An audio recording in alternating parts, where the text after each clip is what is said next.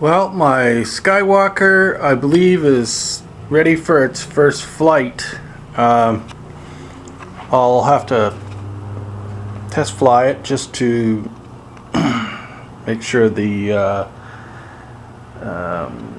FY20A is set up correctly and that all my eagletree telemetry is working properly before I worry too much about the video part of it, but it seems to be all right. I mounted my video transmitter back here. The tape's just over it as a security. It's actually on two-sided foam pads to isolate it. See, it's got quite a bit of give there. I could actually feel the vibration from that little fan, which is next to nothing. You could feel it through the airframe, so I wanted to isolate it. Speed controls mounted in the back, like I said. Motor, 9-inch prop, metal gear servos. Seem to all work really nice. I ended up putting a tilt pan on the front.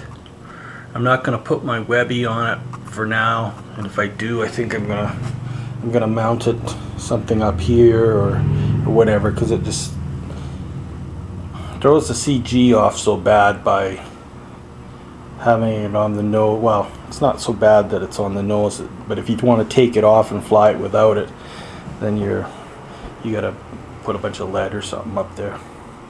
I've taken and I've got a on-off switch for the video, and the plugs in for the power that powers everything else besides the video. My GPS eagletree V4 GPS is in here. Didn't really have to cut a hole for it, but I don't know, I just thought I would.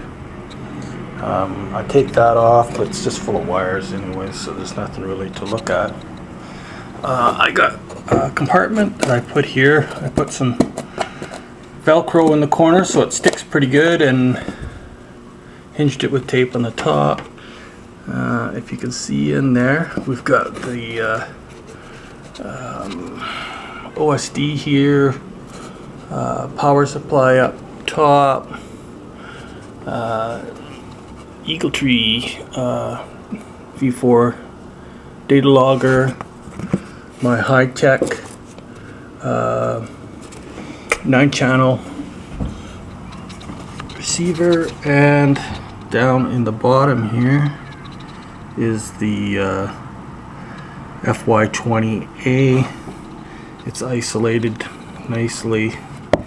The wires aren't touching anywhere, so it's so far this ground test, just moving it around, it seems to work right. And I've got it on a 3-position toggle, so I can shut it off, or it goes into a 3D mode they call it, or full stabilization. I've got my default that's full stabilization, so I'll have to test that before I get going too far with it. But the next thing is trying to fly it. So the CG is I went on RC groups and what the Skywalker instructions say. I've got it very, very close. It's just a slight bit nose heavy, but that's pretty easy. I can just move my batteries back another 1/4 inch or 1/2 inch or whatever to adjust it. But I'd rather take off my first flight just slightly nose heavy. It's not much for nose heavy, but it is slightly. What else? I guess that's pretty much it. So there probably won't be a movie of the first flight, or video camera on it unless I strap one of my little mini cams to it somewheres, which I might do. I might even just stick them up under the brace up underneath the elastics. It went together really well. I was pretty impressed. Hopefully it flies as well as the layout and all that kind of stuff. Having the fuselage in 2 parts made the wiring a breeze, because there's so much wiring. I mean, I've got a power and video and everything to here, and then up in the tail there's 2 servos, and all this whole compartment's full of wires and everything. With the Hobby King EPP FPV, it was like, you know, you had that little trap door and you just stuffed everything into it, and it was just a mess. This is laid out so that like, as you've seen, if you need to get to something, it's all velcroed into place and you can actually pop it out. And oh, another thing, I've got my USB cord for the data logger. Is when I take this off to get to the battery, it's just rolled up in the front. You can probably see it right there, so I can just stretch it out. It's permanently in the airplane, so I can just pull it out, hook it to my laptop.